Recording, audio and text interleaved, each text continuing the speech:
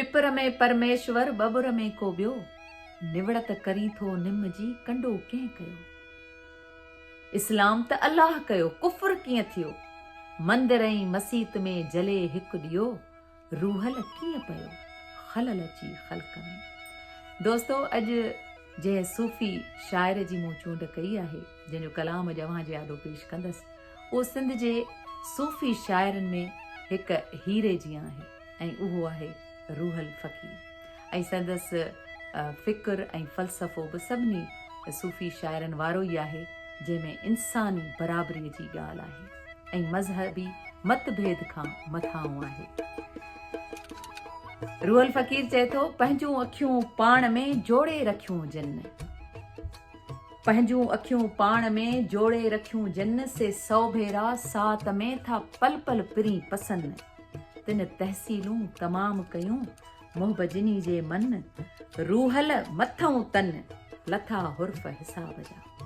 संदसि चवण आहे त दोस्त तव्हांजे दिलि अंदरि आहे, महबूब त तव्हां में ई मौजूदु आहे, पर ज़रूरत इहा आहे त तव्हां उनखे ॻोल्हण जी जुस्तजू कयो ऐं पोइ उन्हनि जे मथां सभु हुर्फ हिसाब जा लही वेंदा आहिनि, जिन महबूब खे पंहिंजे सीने अंदरि सांढे रखियो। जिनखे इश्क अंदर में तिनखे उञन बुख। हूअं त चवंदा आहिनि त इश्क में तोणे जो मिठा मिठा दर्द थियनि था ऐं उन इश्क जी आग आशिकनि खे जलाए रख बणाए छॾींदी आहे, पर रूहल फ़क़ीर चए थो त जिनखे अंदर में इश्क जॾहिं पैदा थींदो आहे त पोइ उनखे उञ बुख न लॻंदी आहे, वहदत में ई विसाल थींदो आहे। चए थो, जिनखे इश्क अंदर में तिनखे उञन बुख, वहदत मंझि विसाल जे था सदा माणिन सुख, दूर तिनी खां ॾुख जे रूहल रता रूह में। आहा आहा, उन्हनि ते ॾुख माफ़ आहिनि जिन पंहिंजे महबूब खे पंहिंजे अंदर में समाए छॾियो। ख़ुदीअ बाबति बि सूफ़ी शाइरनि जो पंहिंजो फ़लसफ़ो आहे। सचल साईंअ खां वठी फ़क़ीर ख़ुश ख़ैर मोहम्मद इस्माइली ताईं शाइरनि ख़ुदीअ जो फ़लसफ़ो बयानु कयो आहे, पर रूहल फ़क़ीर जो ही अंदाज़े बयां आहे।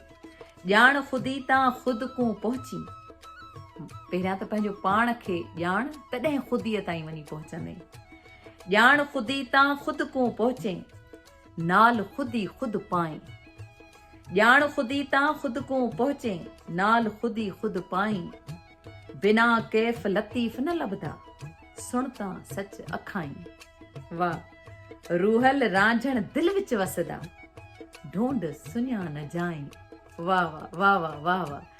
मूंखे लॻे थो त रूहल फ़क़ीर वटि इहो ई फ़लसफ़ो आहे त दोस्त तुंहिंजे दिलि अंदरि आहे ऐं उन जी डोर उन वटि आहे, जेॾांहुं वणेसि तेॾांहुं पियो छिके, तूं हेॾां होॾां न वाझा, महबूब खे अंदरि में पस ऐं विसाल मार।